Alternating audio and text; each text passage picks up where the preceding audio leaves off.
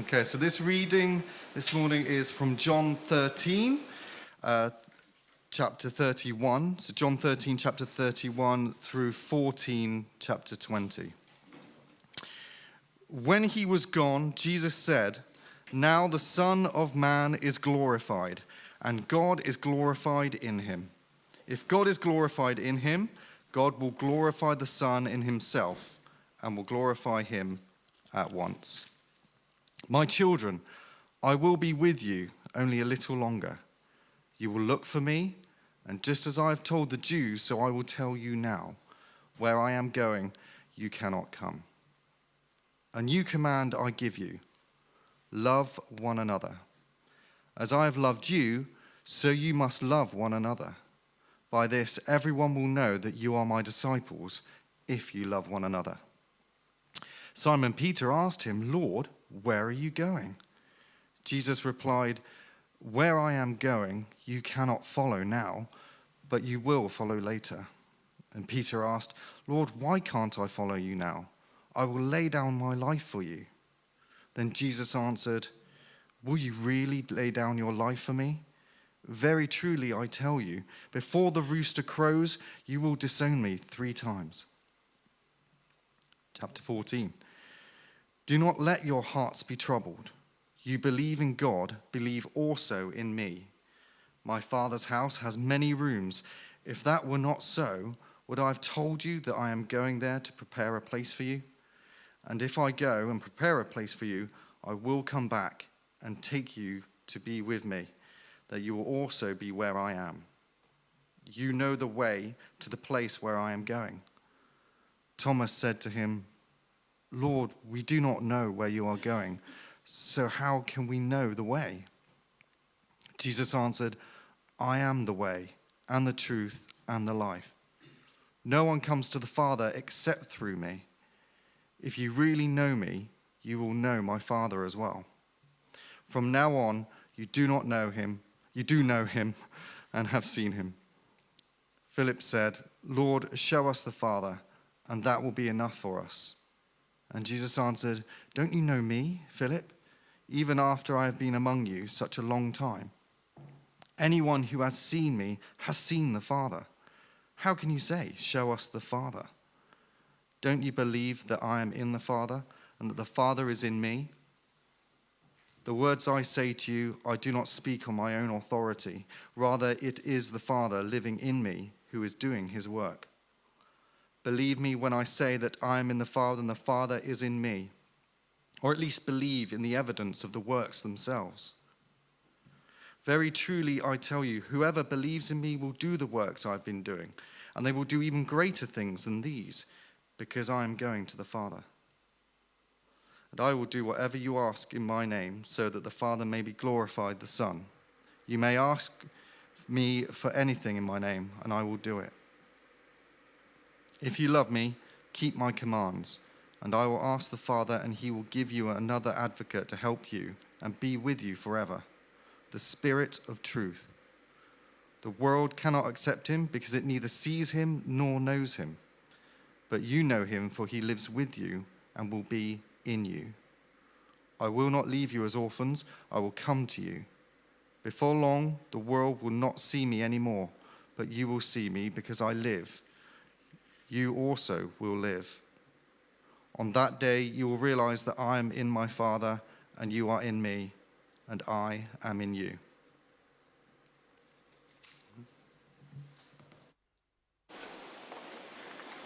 Thank you, Dan.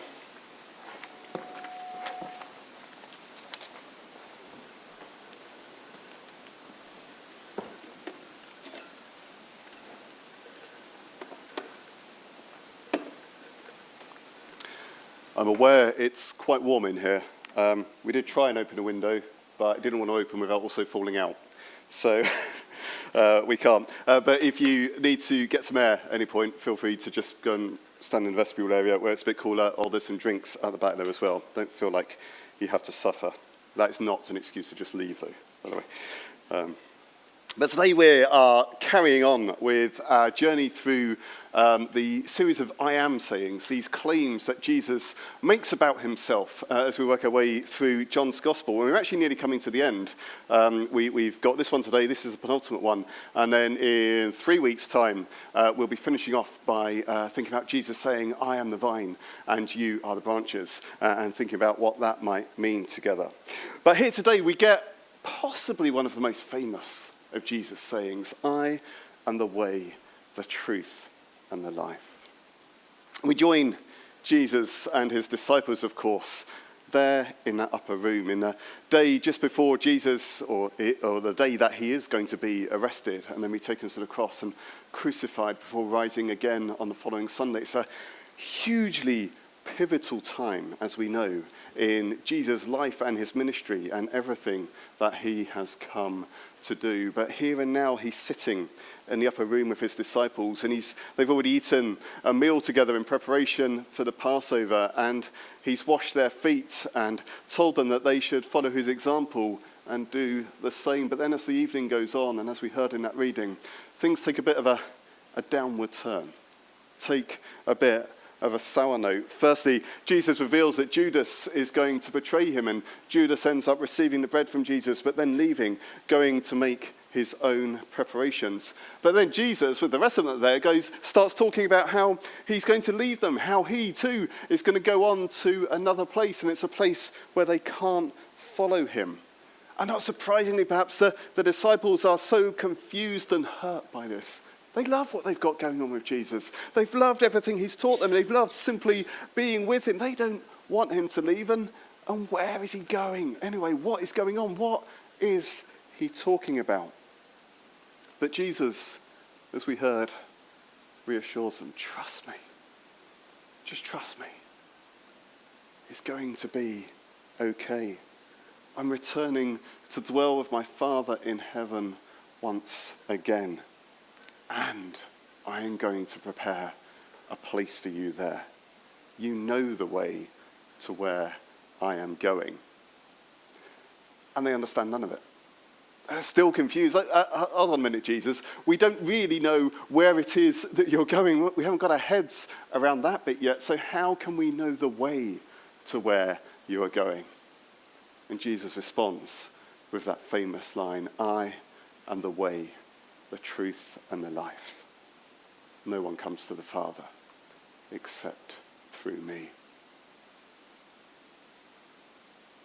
As I said, it's a famous saying, perhaps one of the most succinct summaries that we get of the gospel message. It's up there with verses like John 3:16 and various others, which seem to encapsulate completely who Jesus is and what he has come to do. But it's still worth a bit of digging into a bit, I think, to try and work out what it is that Jesus is actually saying, what it is that Jesus is actually claiming about himself here. Let's start with, what does it mean for Jesus to say that he is the truth? And where the truth has become a bit of a loaded concept these days, hasn't it? As we've slid into postmodernity, we've discovered the ideas of conflicting truths, and some of us really struggle with how truths can be conflicting or how truth can be subjective. You over there with your truth and me over here with mine. Truth can so easily become something that we use to bash each other over the head with, and sadly Christians are probably more guilty of that than anyone else is. We could argue and think about truth and what is truth all day long, but I don't think that's what Jesus has in mind here. I think when he describes himself as a truth, he's trying to say something quite particular, quite narrow about himself.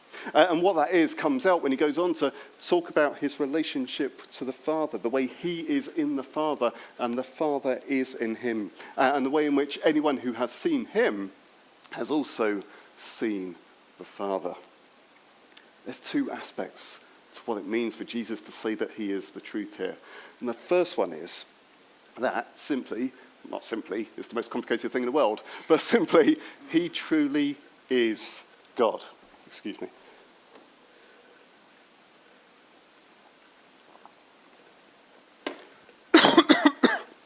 Sorry about that.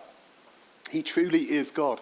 He's not just another human being. He's not a prophet. He's not a messenger sent with a message from God. He's not one created by God. No, he is truly God, completely completely one with his Father in heaven. The Father is in me and I am in him. He exists in this eternal, intimate communion, fellowship with the Father. He truly is God. And because he truly is God, the second thing is, he is the truth of who God is. The infinite, eternal God who is beyond our comprehension, beyond our understanding, beyond our imagination, has chosen to reveal himself to us in Jesus. In this man, in this person walking among us in the flesh, in this one who wrestles with many of the same problems and temptations and everything else that we do, who knows what it's like to be a human. God reveals himself to us through Jesus, so that when we see Jesus, when we encounter Jesus, when we hear Jesus teaching, when we see what he does, we are seeing God himself. There isn't some other God up there beyond Jesus who remains forever hidden to us. No, here in Jesus, we see the truth of who God is. We see the fullness of God, and we get to speak with him and encounter him and be in relationship with him. That is what it means, it seems, for Jesus to say that he is the truth. That he is truly God, and he is the truth of who God is. But to understand Jesus in that way, to understand that bit of this saying, the way, the truth, and the life, in that way also sheds some light, it seems, on what it means to say that he is the life. It sheds some light on the nature of the life, which he is the way to, if you like. Jesus himself, of course, uses that picture of his Father's house having many rooms. You get the idea of sort of a big mansion or something, don't you? With all these places, all these things, these rooms that he is preparing to invite his disciples and others into. And it's a beautiful image, isn't it, of God's hospitality, of the generosity of God's grace. Not just for the select few. We're all doing it now.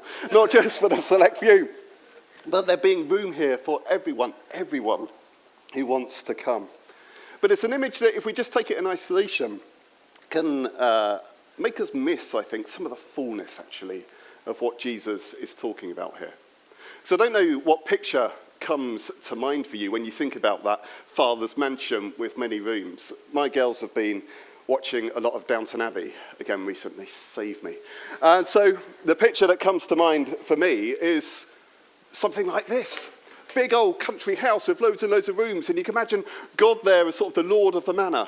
And every morning, or every night, we go up to our rooms. We have our own separate place. Then in the mornings, we come down to breakfast with God. And then at 6 o'clock in the evening, we meet up again for dinner, making sure you're wearing the appropriate attire, of course. But God is this sort of country gentleman, this earl, this aristocracy, hosting us in this glorious place that he has. If that's too stuffy for you, the other image that springs to mind is something more like those package holiday places that you get, where there's just loads and loads and loads of identical rooms, all housing different families, but then space outside by the pool. And again, we can spend time in our rooms, but then in the mornings come down and just hang out with God in heaven. Get the sun lounger next to him. If it gets a bit too hot, maybe even go on the water slide with him. And there's nothing wrong with this. But it seems to me that it, as I say, it limits a bit the fullness of what Jesus is talking about here. I don't think Jesus is wanting to say that we get to go out and be vaguely in the same place as God, and if we're really lucky, we get to hang out with him sometimes. If we're really lucky, we get to have dinner with him or breakfast with him or anything like that. No, Jesus is saying something far deeper, far more profound here. And the clue comes right at the end of that passage that Dan read for us in chapter 14, verse 20, where when Jesus tells his disciples, having described that intimacy that he has with the Father, he goes on to say, on that day, you will realize that I am in my Father, and you are in me, and I am in you. In other words, that same relationship of intimate communion and fellowship that he has with the Father through all eternity, well, that is now ours to share in as well. What Jesus is the way to, what we are invited to, is to be drawn in him right into the very heart of the Godhead.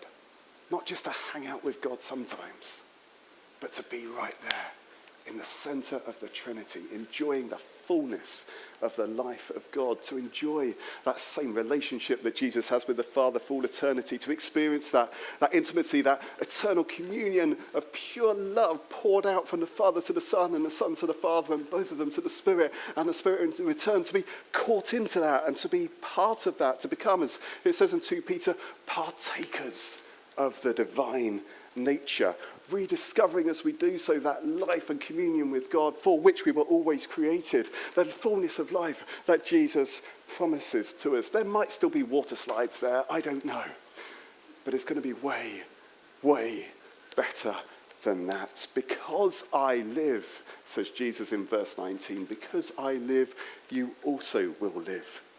Because he is the way, the truth, and the life. We, every single one of us, you and me, get to share his life in God. And if that doesn't blow our minds, I don't know what will.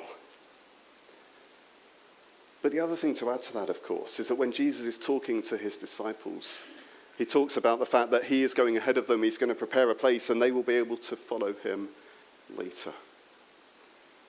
And of course, we look forward to the end of things when he will return, when all things will be reconciled and redeemed, and we can dwell fully with God. We can enjoy this fullness of being with him. But we don't have to wait until then. The promise is that because Jesus is the way, here and now, we can begin to enjoy this life of communion with our God in heaven, the fullness of life which he has promised us. Which then begs the question, like Thomas asked in the passage, how do we find that way? How do we find our way into this? And the answer, of course, is Jesus, because Jesus is always the answer. Jesus is the way. And most of you at that point are probably nodding along thinking, yes, fine, crack on with it, it's warm in here. We know this, but at this point we need to be a little bit careful, because it's really easy to fall into the temptation of abstracting or separating Jesus as the way from the person and being of Jesus himself. It's really easy to turn Jesus into just some moral guide or moral teacher, someone who shows us the way, who demonstrates the way to us, who teaches us what the way is, but then invites us to walk it ourselves. We are the ones that have to do the traveling. We are the ones who have to go along the way. But that's not what Jesus is saying here. And don't get me wrong, I'm not downplaying in any way Jesus' teaching, even his commands to us. I'm not saying they're absolutely vital in our lives, but we need to recognize that Jesus' teaching commands, they are not the way, the truth, and the life. No, Jesus is the way, the truth, and the life. The way is in him, not just in doing what he says. And on a similar tone, so many of us spend so much time, it seems, trying to find our own way. And again, we often put a Christian gloss on this, and we think we're doing the right thing, but actually we end up just trying to find our own way. And some of you here today will recognize yourselves in this. Some of us spend so much time feeling like we really need to understand everything about faith. We've spent years sometimes in churches or near churches or around Christians, and we like some of it and we want it, but we feel like we need to understand, we need to get our heads around it, or we need to be able to nail every piece down and get it all in order so that we can find what it is that we're looking for. Others of us spend the whole time desperately trying to do the right thing. Thinking that if we can follow all of Jesus' commands, if we can walk in the right way, if we can be obedient to him, if we can think the right things and act the right things, then maybe, just maybe, we'll be able to earn his love. Maybe the balance sheet of good and bad will tip in our favor and we'll be able to find our way to God. Some of us just wish we had a bit more faith. Wish we were able to believe a bit more. We're able to suppress the doubts that bubble up every time we think about Jesus. Think, if I could just get that, if I could just do that bit more, then again, I would be able to find him. And again, don't get me wrong, so many of these things are important in our lives.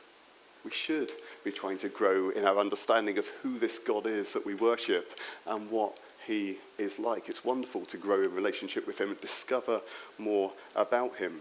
We should be trying to be obedient to him, to live in his way, to be seeking his kingdom, seeking his justice, to try and do the right thing. We should be asking his Holy Spirit to shore up our faith and our certainty so that we can grow in our confidence in the salvation that he offers. But ultimately, none of these things are going to provide the way to God, because it's nothing at all to do with anything that we can do or we think or we believe. These things are not the way, the truth, and the life, because Jesus is the way, the truth, and the life. And because he is the way, the truth, and the life, and I should be on commission for the number of times I say those words today, because he is the way, the truth, and the life, actually all we can do is let go of it all.